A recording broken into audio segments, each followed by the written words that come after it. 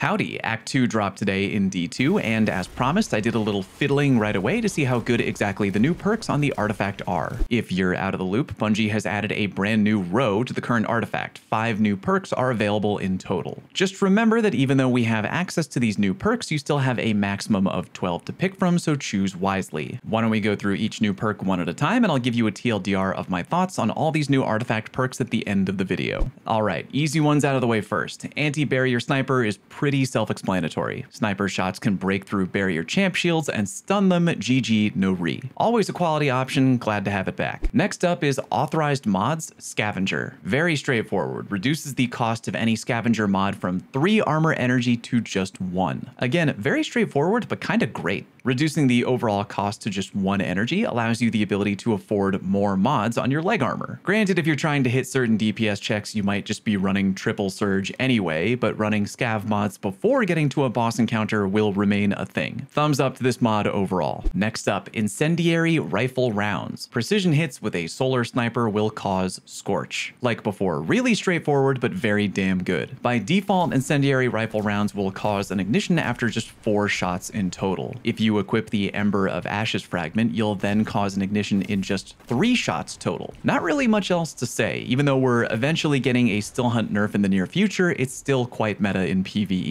It's basically just going to add extra damage via both scorching and free ignition procs wherever the Still Hunt shines, which is everywhere. Quick note, by the way, there are some situations in the game where you can ramp up and deal Omega ignition damage under certain criteria. An example would be the Into the Light armor mod from the Vow of the Disciple raid, which can skyrocket your ignition damage if you begin scorching a target with a thermite grenade. My friend had a theory where we were hoping we could skyrocket ignition damage by beginning scorch application with the Still Hunt Goldie shot. That turned out to not work, but in the future, if we find a different way to bump up ignition damage, I'll be sure to let you know. Next up, we have Solarfulmination. Your ignitions do increased damage in an increased radius. Here's a brief TLDR with that. More and better ignitions. Check out this example showing an extra ignition. Here I am in a private lobby with some homies. I intentionally scorch one until they ignite, and if we freeze frame, here are all the ignition numbers. Then I open up the artifact, turn the Fulmination perk on, and repeat the experiment. This time, when there's an ignition, as you can see, boom, more ignition numbers on the field, GG no re. Here's some extra information courtesy of our friend Mossy Max. Apparently, the extra ignition detonation can deal up to 25% more damage than the base ignition. You also have the ability to chain ignitions with both Ember of Char and Ember of Ashes due to all the scorch. In short, ignition builds just got noticeably better for the remainder of episode 1. Regarding range, we did a bunch of testing in PvP to get an idea of ignition range in general and how far away you can push it with the Ember of Eruption fragment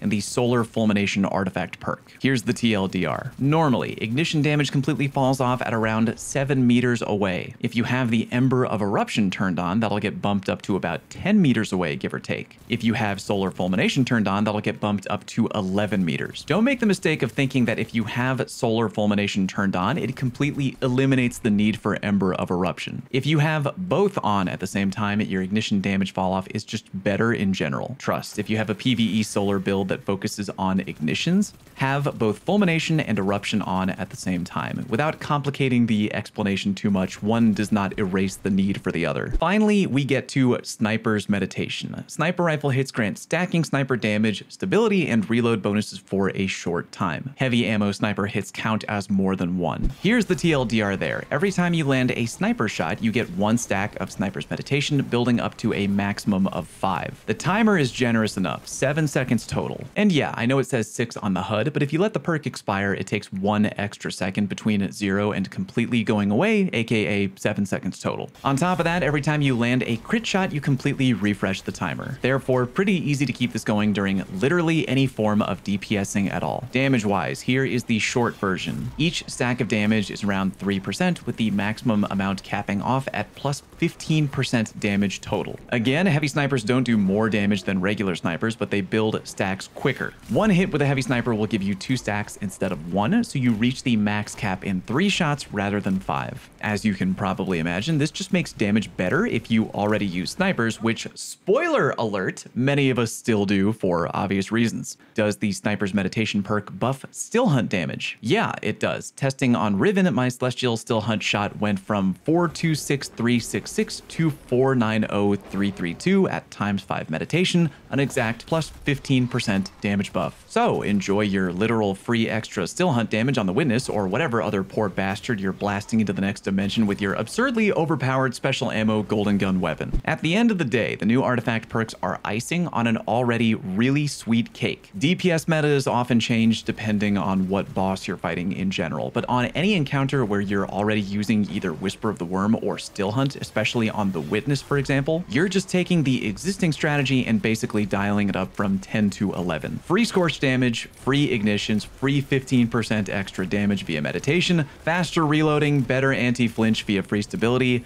the list goes on. I'd say that if you haven't beaten the Witness yet, there's really no better time than right now to try and go burn their ass down with a barrage of Still Hunt Goldie shots. Reminder, Still Hunt is getting a damage nerf later this summer, but the artifact perks we're getting right now definitely take the edge off, and it's still going to be a fire weapon and goated strat for the time being. Let me know how you feel about these new artifact perks down in the comment section. If I get any more or new weird info regarding these perks, I'll be sure to let you know, so ring the notification bell. Thank you very much for watching. Peace!